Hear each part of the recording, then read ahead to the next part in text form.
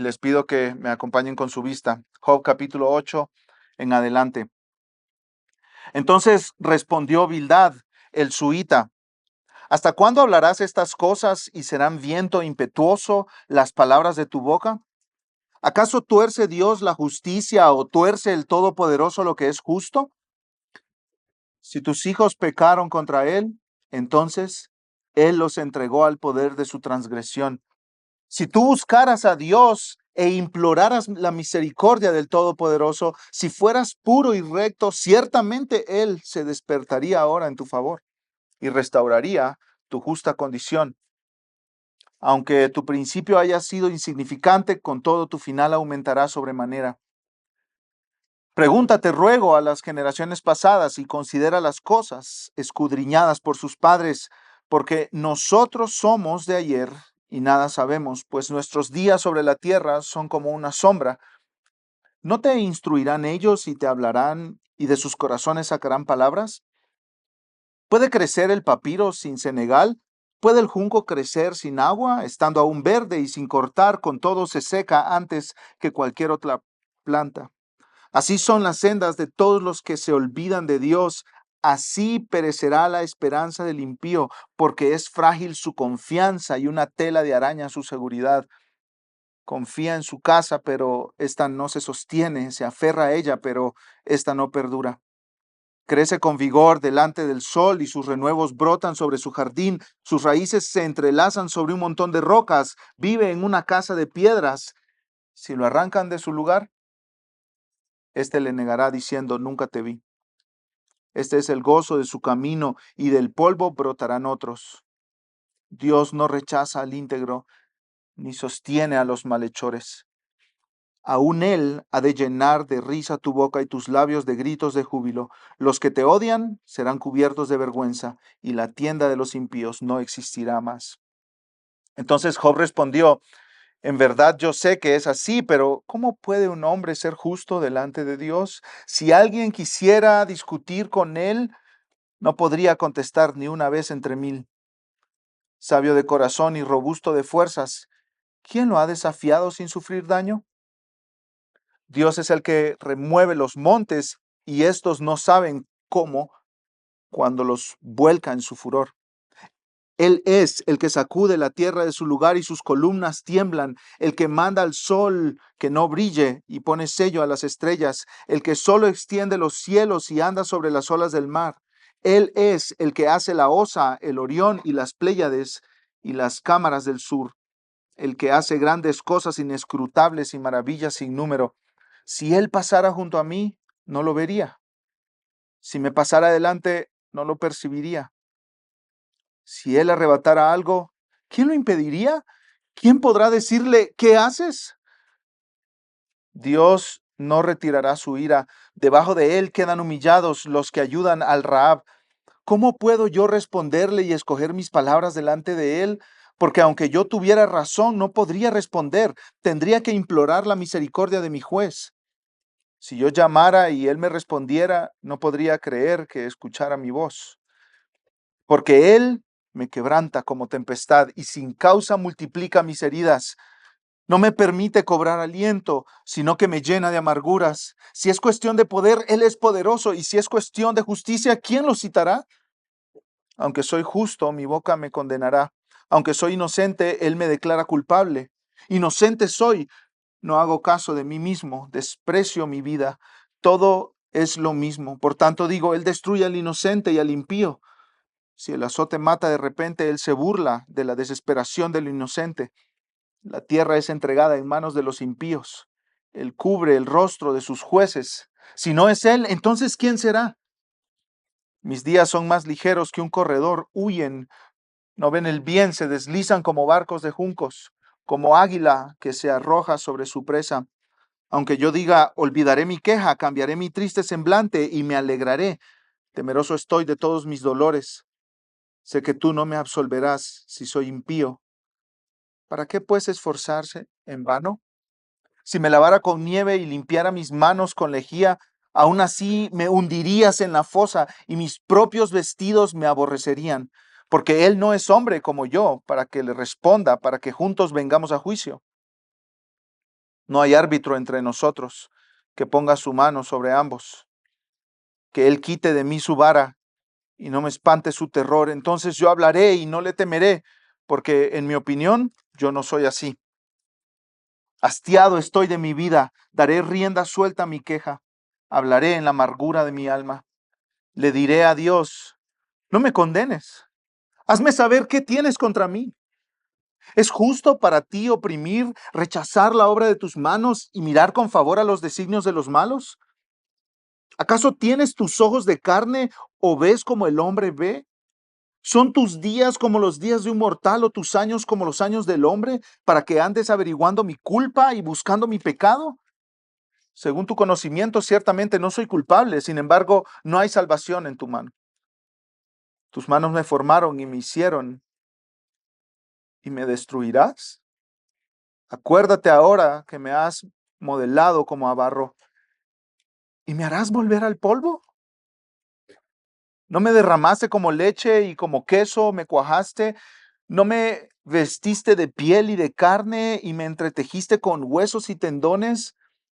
Vida y misericordia me has concedido y tu cuidado ha guardado mi espíritu. Sin embargo, tienes escondidas estas cosas en tu corazón. Yo sé que esto está dentro de ti. Si pecara, me lo tomarías en cuenta y no me absolverías de mi culpa. Si soy malvado, ay de mí. Y si soy justo, no me atrevo a levantar la cabeza. Estoy lleno de deshonra y consciente de mi aflicción.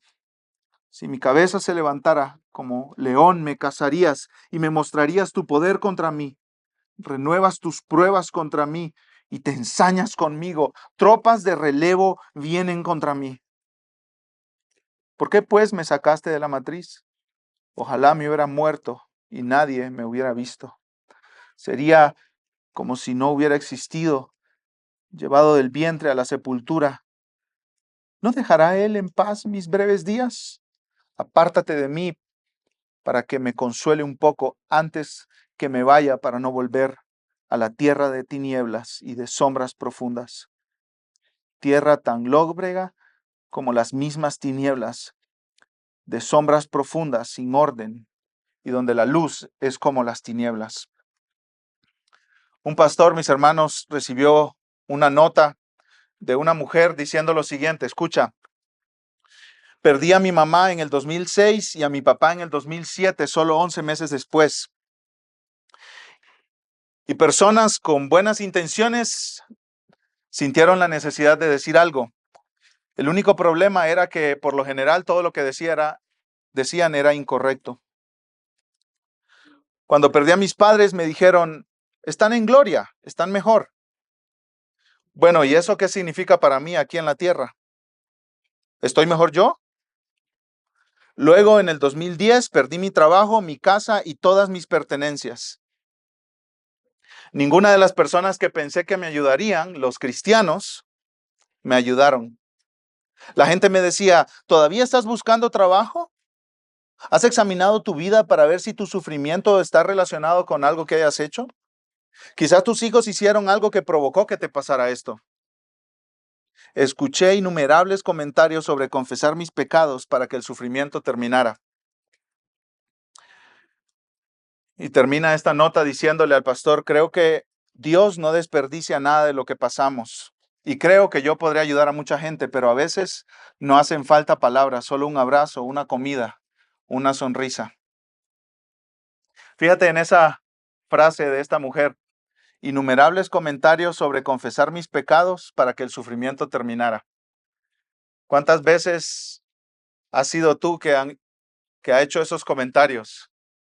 Confiesa tu pecado, deja tu pecado y vas a dejar de sufrir. Después de 5 semanas en el libro de Job, ya conocemos esta frase, ¿cierto? Sentimos que la hemos escuchado en algún lado y es aquí, en el libro de Job, de la boca de los amigos de Job. Y hoy la volvemos a escuchar de uno más, se llama Bildad. Elifaz habló ya en el capítulo 4 y ahora el otro amigo, un poquito más joven, de menos rango, habla. Este hombre se llama Bildad. Es de los 3 amigos que ha venido a visitar a Job para acompañarlo en su dolor. Job ha perdido todo, ha perdido sus negocios, ha perdido sus empleados, ha perdido toda su riqueza, ha perdido a sus 10 hijos, ha perdido su salud, no tiene absolutamente a nadie cerca de su vida que le anime a amar a Dios y a seguir a Dios y a confiar en Dios. Su esposa le ha dicho, maldice a Dios y muérete. Sus amigos le están acusando. Él está profundamente adolorido. Y hoy vemos cómo le habla Bildad. Y básicamente Bildad le dice, Dios es justo y él siempre actúa haciendo justicia. En todo el capítulo 8, Bildad está diciéndole a Job, Dios ha hecho justicia haciéndote sufrir, pero si te arrepientes, Dios te restaurará. Eso es lo que Bildad está diciendo todo el capítulo. Pero Job responde en el capítulo 9 y se defiende. Le dice, no es así, esto no es así, no es como tú lo planteas. Nosotros sabemos que Job no está sufriendo porque ha cometido algún pecado. Nosotros sabemos que Job está sufriendo porque Dios está demostrándole a Satanás y al mundo entero que él puede transformar a una persona para que lo ame por quien es él, no por lo que él da. Dios transformó la vida de Job y el corazón de Job para que Job lo amara por quien es Dios, no por lo que Job da. Y esta es una demostración al mundo entero que una persona puede amar a Dios por quien es Dios, no por lo que Dios da.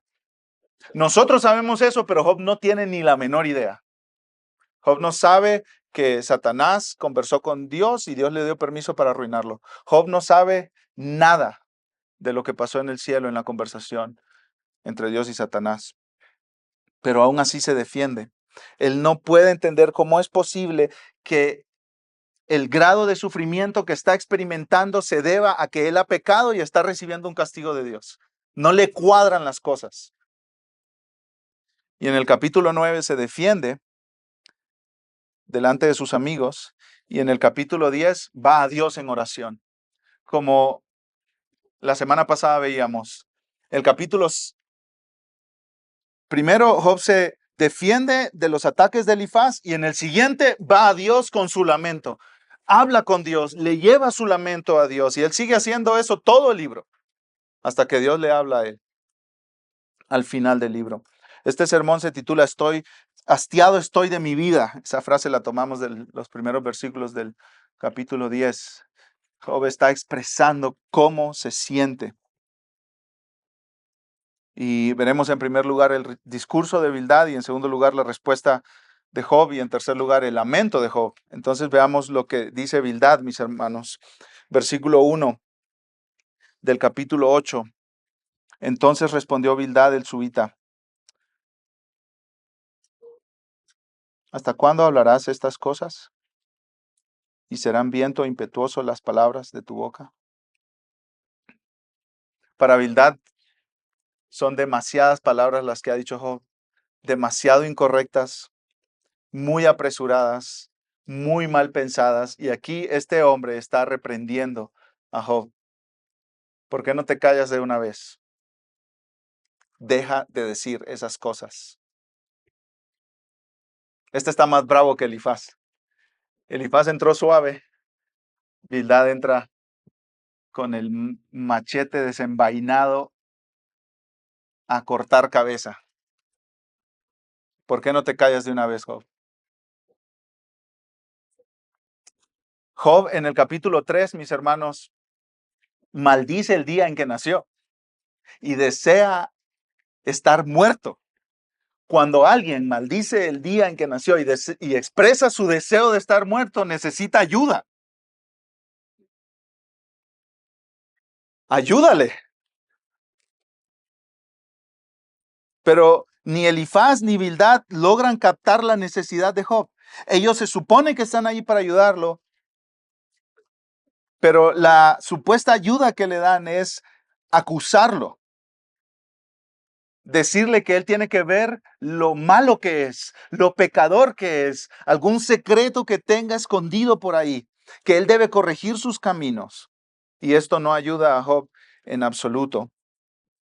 Bildad regaña a Job y después comienza todo su argumento básicamente diciéndole, Dios es justo, él no está haciendo nada incorrecto, tú bien te lo mereces. Y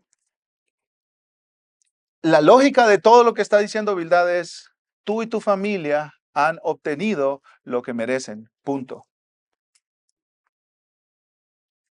Versículo 3. ¿Acaso tuerce Dios la justicia o tuerce el Todopoderoso lo que es justo? Dios no es como un juez corrupto o como un vendedor que tiene ajustadas sus pesas ahí para darte una medida falsa. Tú estás comprando 1 kilo de frijoles y te está dando 3/4 de kilo. Y de kilo en kilo saca miles. No, Dios no es así, dice Bildad.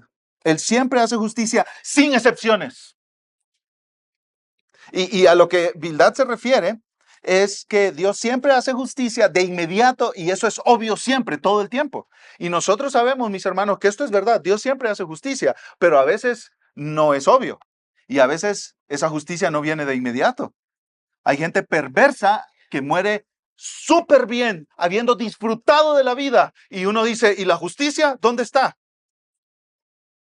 Bildad tiene razón, Dios no es injusto, pero muchas veces la justicia de Dios no se deja ver de inmediato. Pero para Bildad no hay excepciones. Dios de inmediato hace ver quién es pecador y quién no.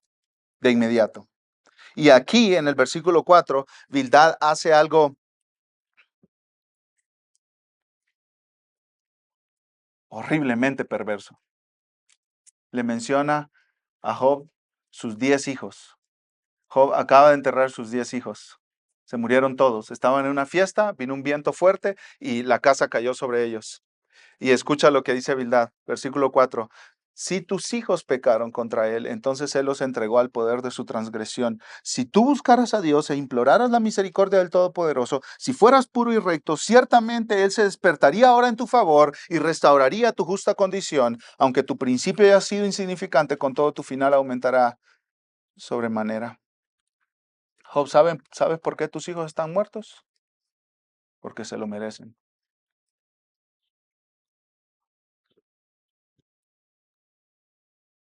Esta es esa filosofía del karma llevada a su cruel y máxima expresión. Karma. Les tocaba pagar.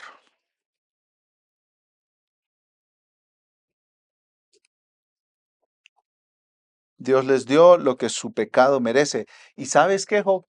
Pecaron tan gravemente y tan horriblemente y por eso Dios los mató tan trágicamente.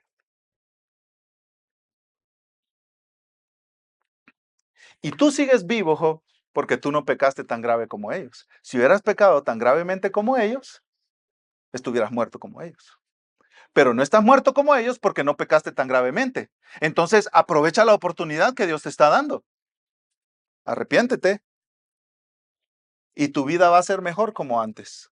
Haz de cuenta, Job, que antes tu riqueza era insignificante para lo que Dios te dará si tú te arrepientes.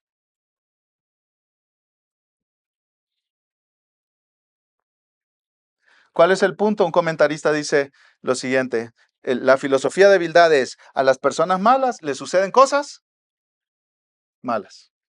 A las personas buenas les suceden cosas buenas. Y si a alguien le sucede algo realmente malo, eso demuestra que era una persona realmente ¿qué? Realmente mala. Eso es lo que muchas veces nosotros hacemos cuando decimos, por menso, ya le tocaba.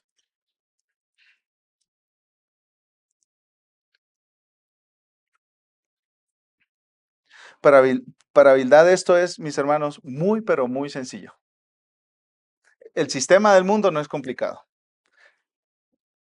Si eres bueno, cosas buenas. Si eres malo, cosas malas. Si eres bueno, tienes billete en el banco. Si eres malo, eres pobre. Si eres bueno, tienes buena salud. Si eres malo, pues enfermo. Si eres bueno, tus hijos nunca se rebelan contra Dios, nunca te dejan de llamar, nunca te dejan de amar. Y si eres malo, tus hijos se rebelan y se van de casa enojados contra ti, rebeldes contra Dios, maldiciendo a todos los cristianos. Es fácil. Para Bildad es súper fácil.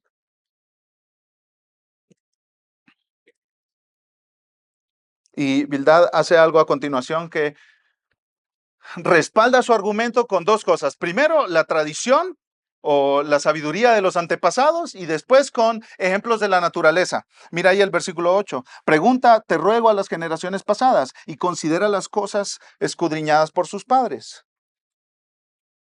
Piensa un poco, Job. Piensa un poco, ¿cómo los antiguos han pensado acerca de este problema? Los antiguos siempre han dicho que al malo le pasan cosas malas y al bueno le pasan cosas buenas. Tú y yo, pues, nacimos ayer, estamos chavos. Pero durante toda la historia, todos los antiguos han dicho, a los malos les pasan cosas malas, a los buenos les pasan cosas buenas, y tú no puedes cambiar eso. Bildad está tratando de convencer a Job para que Job llegue al punto que está bien, les voy a decir la perversidad que cometí. Y después usa ilustraciones de la naturaleza, de plantas y de una telaraña. Miren el versículo 11. ¿Puede crecer el papiro sin senegal? ¿Puede el junco crecer sin agua? Estando aún verde y sin cortar, con todo se seca antes que cualquier otra planta. Estas plantas eran plantas muy valiosas. En los imperios antiguos se usaban para construir barcas o para producir cestas o rollos de papiro en los que escribían documentos y eran plantas que crecían en pantanales y eran muy altas, 2 metros, 2,5 metros, 3 metros, y estaban altas. Pero si se cortaba su flujo de agua, si se secaba, si dejaba de llover, si el río se secaba, entonces se morían de la noche a la mañana. Y Bildad le está diciendo a Job, Job, tú te levantaste alto y orgulloso como una planta, pero de repente te descubrieron y te secaste. Y tu confianza, le está diciendo, es como una telaraña. Nadie se puede apoyar en una telaraña porque se cae. Mira el versículo 13. Así son las sendas de todos los que se olvidan de Dios. Job, a ver, ¿cuándo te va a caer el 20? Que a todos los que se olvidan de Dios les va mal. A todos los que se olvidan de Dios les va mal.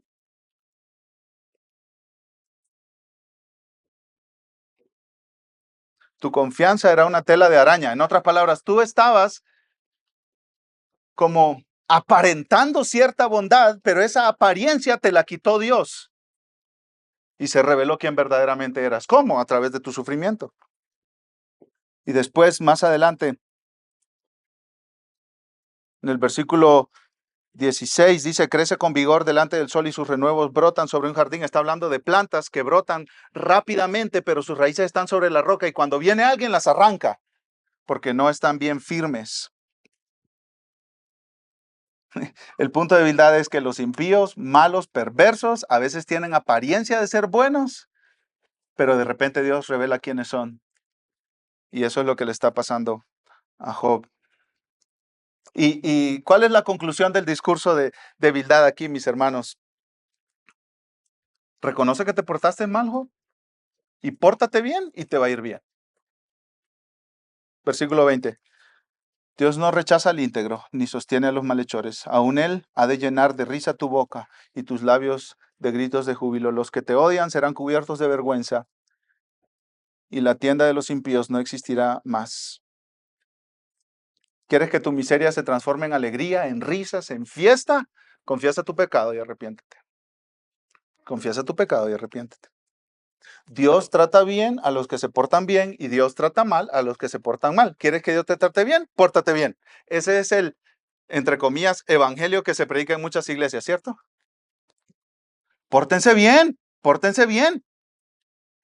Si quieren que les vaya bien, pórtense bien. Ofrenden. Cuidado con robarle a Dios, ¿eh? Si le roban a Dios, van a perder el trabajo.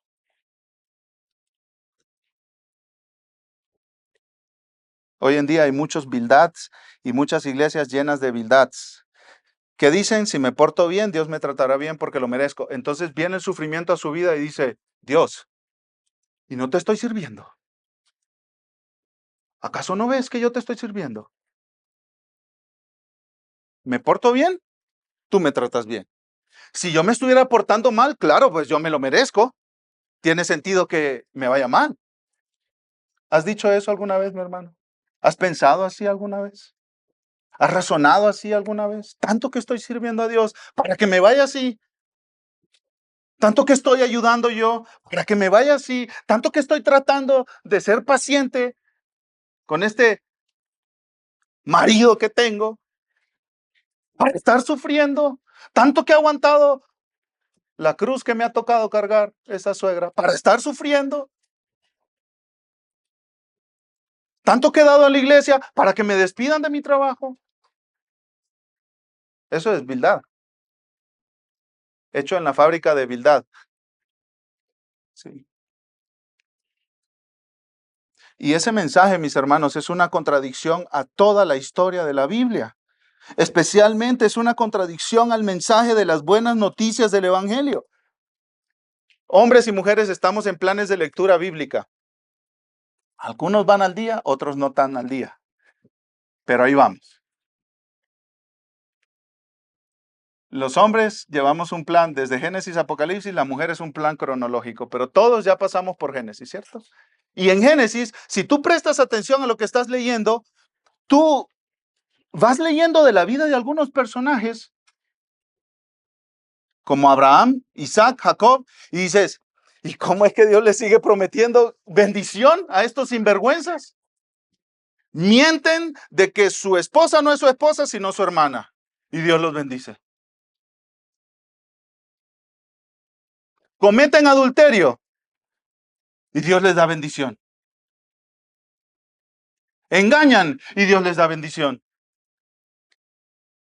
Este año, cuando estaba leyendo la historia de Jacob, sí me rasqué la cabeza. En Génesis 27, este hombre, en conspiración con su mamá Rebeca, engaña a su papá para recibir la bendición de su papá. Lo engaña, pero bien engañado. Ahí para completar el chisme lo pueden leer. Génesis 27. ¿Cómo ese muchacho engañó a su papá? Su papá estaba anciano, ciego, lo engañó. Eso es Génesis 27. Y si sigues leyendo, en Génesis 28, Jacob está huyendo porque su hermano Esaú, a quien su papá quería bendecir, lo quiere matar. Entonces Jacob está huyendo. Y mientras él está huyendo, él solo, ahí en medio de la nada, llega la noche, se acuesta, tiene una visión. Y en esa visión Dios le dice, Génesis 28:13, yo soy el Señor, el Dios de tu padre Abraham y el Dios de Isaac. La tierra en la que estás acostado te la daré a ti y a tu descendencia. También tu descendencia será como el polvo de la tierra. Te extenderás hacia el occidente, hacia el oriente, hacia el norte, hacia el sur. Y en ti y en tu simiente serán bendecidas todas las familias de la tierra. Yo estoy contigo, te guardaré por donde quiera que vayas y te haré volver a esta tierra. No te dejaré hasta que haya hecho lo que he prometido. Y después de leer esos versículos, yo digo, pero es que viene de engañar a su papá. O sea, Dios, de verdad. ¿Y saben lo que me enseñó Dios a mí? Mientras estaba leyendo ese pasaje, me enseñó la pregunta, ¿y soy yo diferente? ¿Soy yo diferente? ¿Qué he hecho para que Dios me salve por los méritos de Cristo? ¿Qué he hecho para que Dios me dé el privilegio de ser su hijo? ¿Me lo merezco yo? No me lo merezco yo. Como Jacob tampoco se merecía la bendición de Dios. ¿Te lo mereces tú? Tampoco te lo mereces tú. Y ese es el evangelio, mis hermanos. Bildad no tiene el evangelio. Elifaz no tiene el evangelio. Pero Dios nos regala el evangelio, que son las buenas noticias para pecadores que reciben salvación cuando no lo merecen. Ese es el evangelio.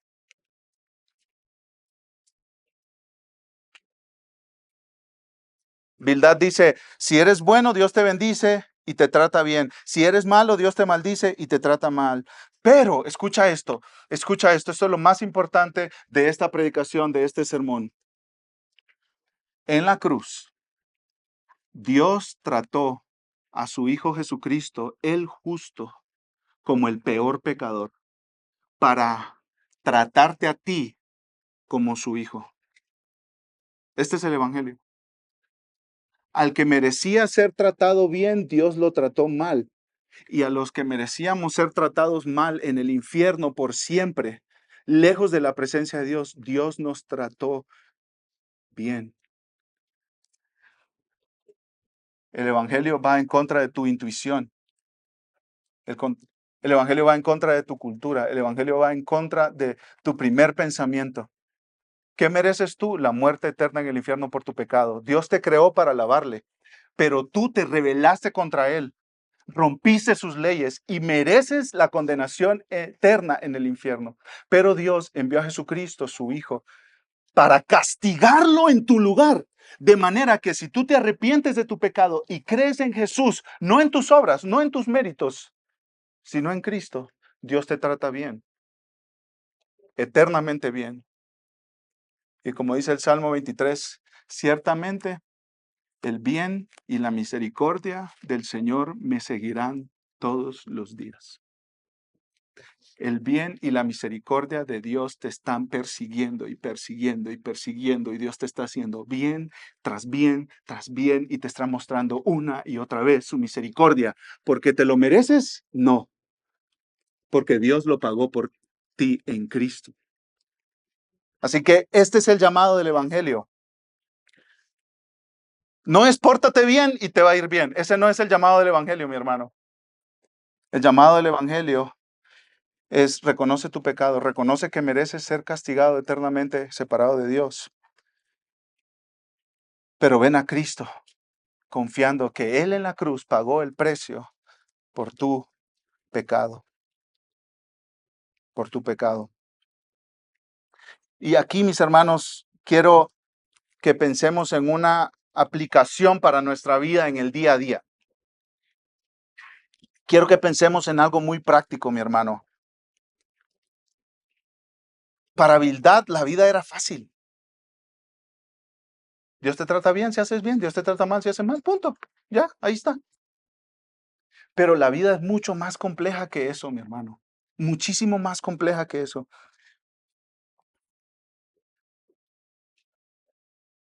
Y a veces nosotros deseamos ayudar a alguien que está sufriendo, pero causamos más daño que bien porque creemos que hay una solución simple a las cosas. Hermanos, cuando alguien esté sufriendo, no pienses que tiene una solución simple su sufrimiento, su dolor. Si deseamos ayudar a quien está sufriendo, debemos comprender que este mundo funciona muchas veces de maneras muy complejas. Si quieres ayudar a alguien, elimina de tu vida el solo haz esto y solo haz esto otro. Solo tómate este tecito. Solo ve a este doctor que es la solución.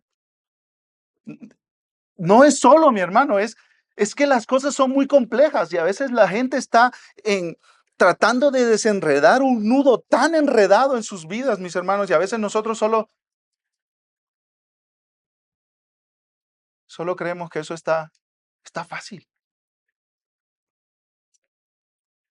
Imagina que alguien perdió su empleo y viene a ti y te cuenta, ¿no? Está ansioso, avergonzado porque lo despidieron, pero también preocupado por su familia. Y tú le dices, ¿has estado diezmando? Eso es buscar una solución fácil, rápida. O imagínate otro escenario, una mujer, una hermana de la iglesia, viene contigo, su hijo es rebelde, se fue de casa, está blasfemando en nombre de Dios, no quiere saber nada de Cristo, del Evangelio. Este niño ha asistido a la iglesia desde que nació. Ella está angustiada, se siente culpable porque se siente una mala madre, tiene miedo de que sus otros hijos se vayan lejos de Dios. Y tú le dices, no, pues reclama la promesa, instruye al niño en su camino y aunque fuere viejo, no se apartará de él.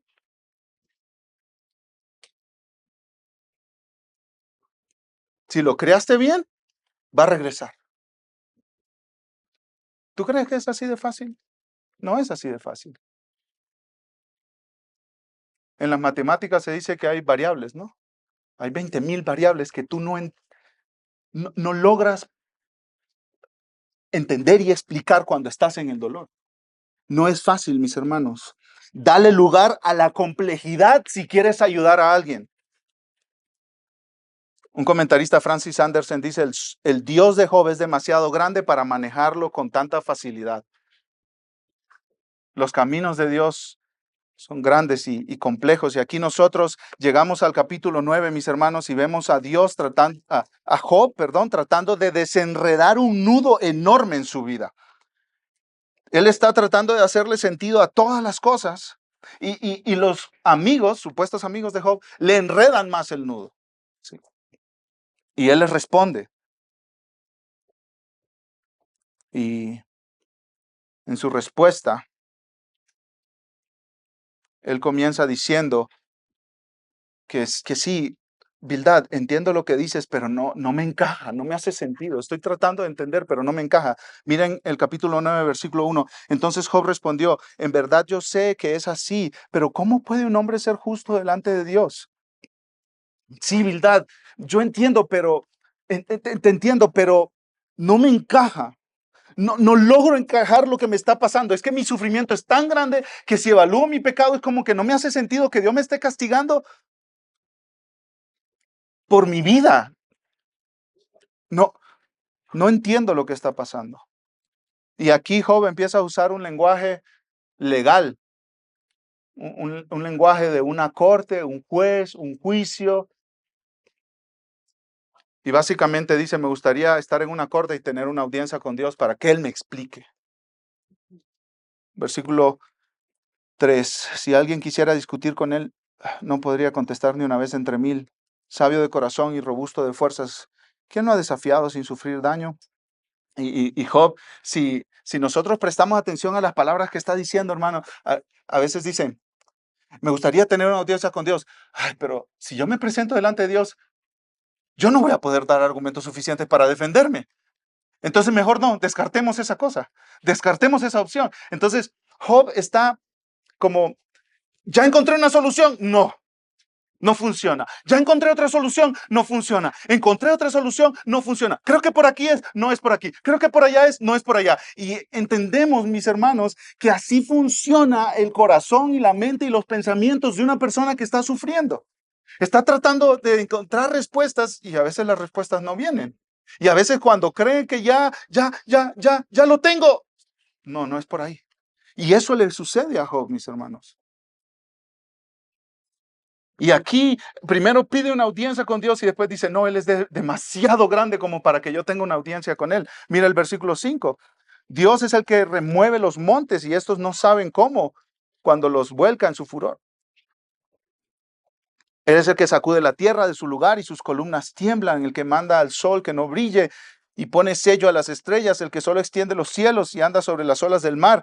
Él es el que hace la Osa, el Orión, las Pléyades, las constelaciones en los cielos y las cámaras del sur, el que hace grandes cosas inescrutables y maravillas sin número. Oh, ¿cómo me voy a presentar delante de Dios si Él es tan grande? Eso es lo que Job está diciendo.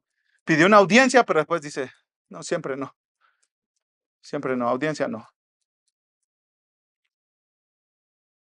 Y después dice en el versículo 11, es que, ¿cómo yo puedo entender a Dios? Si Él pasara junto a mí, no lo vería. Si me pasara adelante, no lo percibiría. Nadie lo puede cuestionar. Versículo 12, si Él arrebatara algo, ¿cómo lo impediría? ¿Quién podría decirle, qué haces? ¿Quién le puede decir a Dios eso? ¿Quién lo puede llamar a Dios a cuentas? Nadie. Dios no retirará su ira debajo de Él. Quedan humillados los que ayudan al Rahab. El Rahab es una imagen poética del Antiguo Testamento que representa el caos y cualquier cosa que se opone a Dios. A veces este Rahab es presentado como un monstruo y Job dice que nadie le puede hacer frente, ni Job, ni Rahab, ni el caos, ni los que se oponen a Dios, nadie le puede hacer frente. Y lo expresa a continuación, versículo 14. ¿Cómo puedo yo responderle y escoger mis palabras delante de él? Es que si yo llego con argumentos, digamos que yo contrato al mejor abogado de México para defenderme delante de Dios. Ni el mejor abogado ni de México ni del mundo me puede ayudar aquí. Es que no tengo suficientes argumentos como para defenderme delante de Dios, como para pedirle razones de lo que Él está haciendo.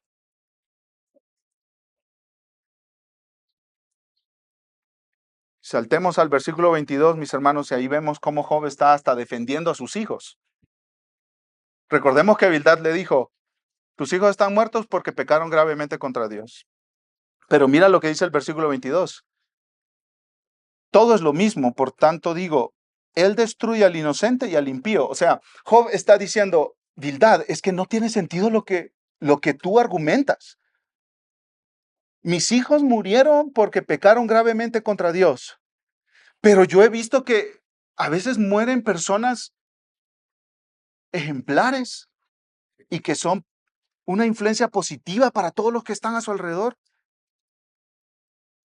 Son, en el sentido judicial de crimen, inocentes. Job le está diciendo a Bildad, no me cuadra. Entonces, ¿qué voy a hacer? Y mira, aquí Job se plantea varias cosas. Primero se planteó una audiencia con Dios y dijo, no, por ahí no es. Después se plantea, mis hermanos, seguir adelante y animarse. ¿Cómo que él está pensando? Cuando sufres, así es. ¿Y ahora qué hago? ¿Y ahora qué sigue para mí? Mira el versículo 25. Job está diciendo, piensa positivo, Job, piensa positivo. Piensa positivo. Estaré bien. Como diría el gobernador, estoy de bien y de buenas. Todo está bien, Job. Vamos a salir adelante. Piensa positivo. Vamos a salir de esta. Ahora estoy mal, pero me levantaré. Versículo 25. Mis días son más ligeros que un corredor. Huyen y no ven el bien. Se están pasando mis días tan rápido. Versículo 26. Se deslizan como barcos de juncos, como águila que se arroja sobre su presa. Aunque yo diga, olvidaré mi queja, cambiaré mi triste semblante y me alegraré, temeroso estoy de todos mis dolores. En otras palabras, piensa positivo, todo va a salir bien, ya verás, esto va a pasar. Y de repente, hermanos, viene como un tsunami de dolor, recordando cómo perdió a sus hijos, cómo perdió su vida. Y dice, no, esto de pensamiento positivo no funciona. Cuando estás absolutamente amargado por tu dolor y tu sufrimiento, eso de piensa positivo no funciona. Y te aconsejo que cuando veas a otro sufrir, quites de tu boca eso de piensa positivo. Porque a veces vienen unas olas tan grandes de dolor que se llevan todo el positivismo a lo profundo del mar. Job dice, no, esta determinación de pensar positivo no funciona. Ahora, ¿qué otra opción tengo? Ok, una audiencia con Dios, ¿no? Pensar positivo, ¿no? Limpiar mi vida. Bueno, entonces sí le voy a hacer caso a estos brothers. Versículo 30. Si me lavara con nieve y limpiara mis manos con lejía, o sea, si usara el mejor detergente del mundo para limpiarme, aún así me hundirías en la fosa y mis propios vestidos me aborrecerían. Si yo me limpio, Dios va a salir y me va a decir, pero aquí está este pecado. Y termino peor entonces. Entonces, una audiencia con Dios no, pensar positivo tampoco, limpiar mi vida tampoco. Otra opción, encontrar un mediador. Versículo 32. Porque Él, Dios, no es hombre como yo para que le responda, para que juntos vengamos a juicio. No hay árbitro entre nosotros. Necesito un árbitro, un referee, necesito un intermediario, alguien que venga como a poner paz. Como cuando está alguien peleado con otra persona y no se ponen de acuerdo, no se ponen de acuerdo, no se ponen de acuerdo, entonces traen a un intermediario para que escuche los argumentos y trate de poner paz. Él dice, necesito un intermediario, pero tampoco lo encuentra.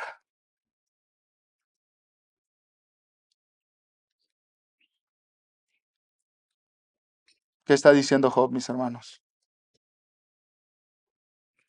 Quiero explicarle a Dios cómo estoy, cómo me siento, pero siento que no me escucha. Siento que está lejos. Y eso es una de las peores cosas del sufrimiento. Oras y ¿dónde está Dios? ¿Dónde está Dios? Por eso los salmistas dicen, ¿hasta cuándo, Dios? ¿Me abandonarás? Esa es una de las peores cosas del sufrimiento. Sentir que Dios no te escucha, sentir que Dios no está ahí, sentir que Dios no te presta atención, sentir que tus oraciones se quedan en el techo y decir, quisiera explicarle a Dios cómo me siento, pero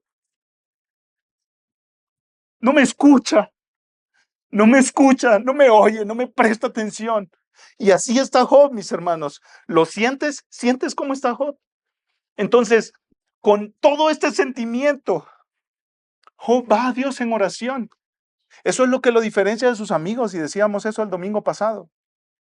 Sus amigos nunca oran a Dios, hablan de Dios, dan argumentos en nombre de Dios, pero nunca oran a Dios. Y la diferencia con Job es que Job siempre va a Dios en oración, aunque sienta que Dios no lo escucha. Y ahí tenemos el capítulo 10, mis hermanos. El lamento de Job delante de Dios. Básicamente él como que se olvida de que sus amigos están ahí y tiene 4 preguntas para hacerle a Dios. 4 preguntas en este capítulo. La primera pregunta, ¿qué tienes contra mí? Eso es lo que le está diciendo Job a Dios. ¿Qué tienes contra mí?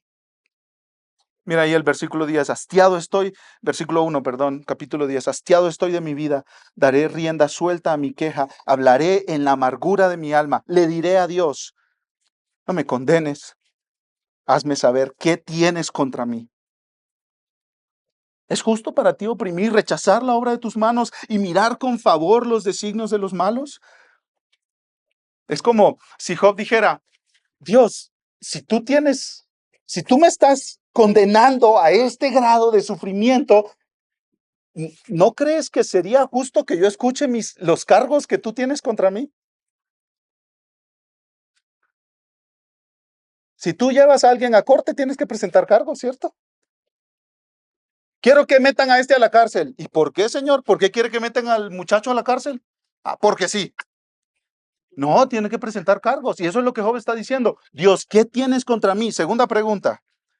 ¿Por qué buscas pecado en mí? Mira el versículo 4. ¿Acaso tienes tú ojos de carne o ves como el hombre ve? Y aquí Job está conectando con Bildad.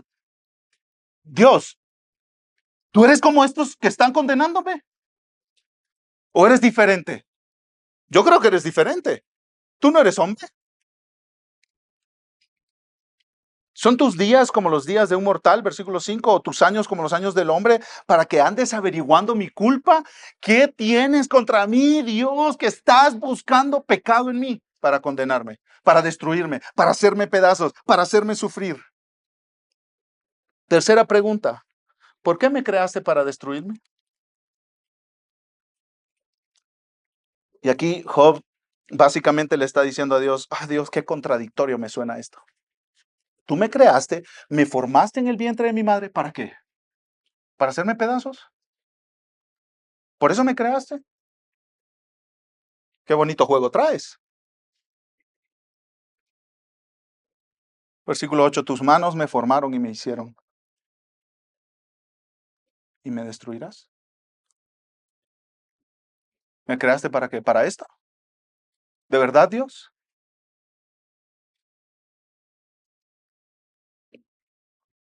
¿Cuál es el argumento de Job? Es como si Job le dijera, Dios, me creaste de una manera tan maravillosa como un bebé en el vientre de mi madre, pero ¿para qué? ¿Para qué? La cuarta pregunta que Job le hace a Dios, ¿por qué no me das consuelo antes de morir? ¿Por qué no me das consuelo antes de morir? Versículo 18. ¿Por qué pues me sacaste de la matriz? Ojalá que hubiera muerto y nadie me hubiera visto. Sería como si no hubiera existido, llevado del vientre a la sepultura. Vuelve a tocar el tema del capítulo 3. ¿Cuál es el tema del capítulo 3? Mejor ni hubiera nacido. O ya que nací, hubiera nacido muerto. O ya que estoy vivo, me quiero morir ahorita. Ese es el tema del capítulo 3. Y aquí vuelve al tema. Y en el versículo 20 dice algo que va a ofender a los que piensan que son muy, muy religiosos, a los más piadosos de los piadosos de los piadosos, a los santos, santos, santos de las congregaciones. Versículo 20. ¿No dejará Él en paz mis breves días? ¿Por qué no me dejas en paz, Dios? Es como si Él dijera, yo me voy a morir, pero quisiera un poco de alivio antes de morirme. Y hermanos, así hablan los que están lidiando con un nudo en sus vidas, que no saben cómo desenredarlo. Esto no es permiso para maldecir a Dios. Satanás prometió en el capítulo 1 y en el capítulo 2 que Job maldeciría a Dios. Pero llegamos al capítulo 10 y ya lo terminamos. Y Job no ha dicho ninguna maldición contra Dios. Esto no es un permiso para ir hablando ofensas y malas palabras y maldiciones contra Dios, contra la iglesia, contra Cristo, contra el gobierno, contra la policía, contra los narcos, contra los corruptos, contra todo. ¿Sí? Esto no es un permiso para pecar, mis hermanos. Pero ¿saben qué? Sí es.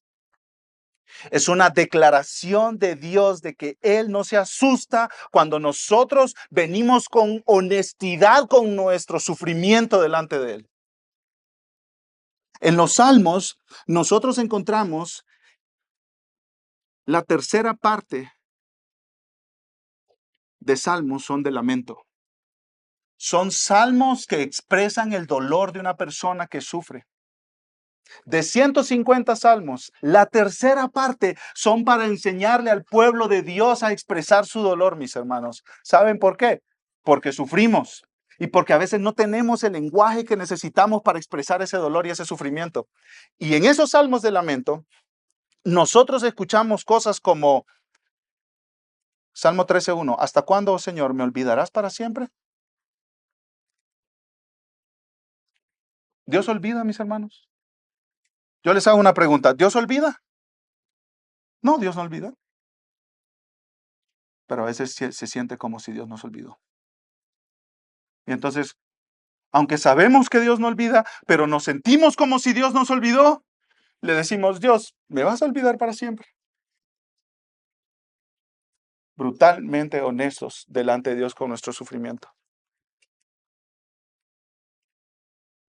Salmo 39:39.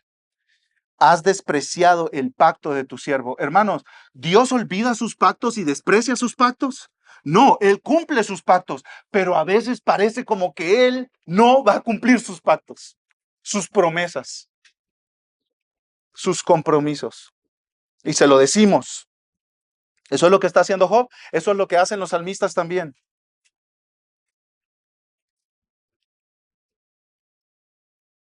Un comentarista, Derek Kidner, dice sobre los salmos de lamento, escucha esto. La sola presencia de esas oraciones en las escrituras son un testimonio de que Dios te comprende. Él sabe cómo hablan las personas cuando están desesperadas. Oh, los verdaderos creyentes no dicen eso. No le dicen a Dios, déjame en paz. No le dicen a Dios ese tipo de cosas.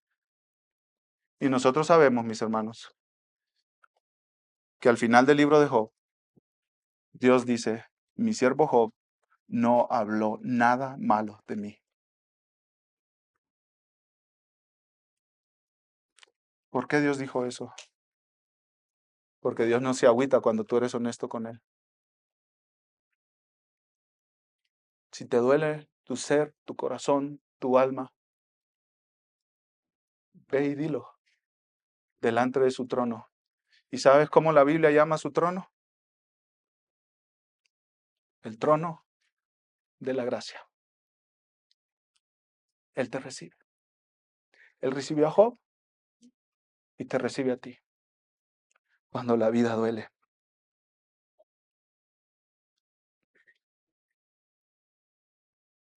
Dijo James Montgomery Boyce, es mejor hacer este tipo de oraciones porque hacerlas aclara el conflicto y nos empuja hacia la respuesta correcta y positiva.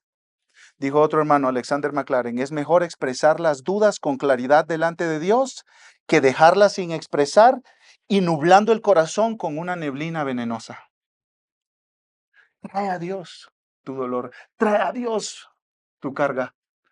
Él te escucha, aunque tú no sientas que Él te escucha. Él es fiel, aunque tú sientas que te ha abandonado. Él está ahí con sus hijos, y estará por siempre con ellos, como el buen pastor que los cuida, aun cuando anden en valle de sombra y de muerte. ¿Y saben dónde lo demostró? En la cruz. Él trató mal al que merecía que lo trataran bien, para tratar bien a los que merecemos que nos traten mal. Y eso recordamos a continuación con la Santa Cena. Vamos a orar. Amado Señor, gracias porque nos llamas a ser honestos, Señor,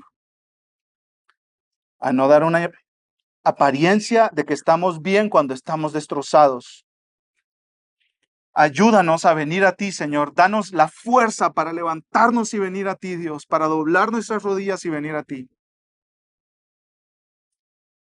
Porque Cristo abrió el camino para que nosotros tuviéramos acceso a tu trono de gracia, donde escuchas a tus hijos, aún en el mayor sufrimiento. Gracias por tu palabra, Señor, en el nombre de Jesús. Amén.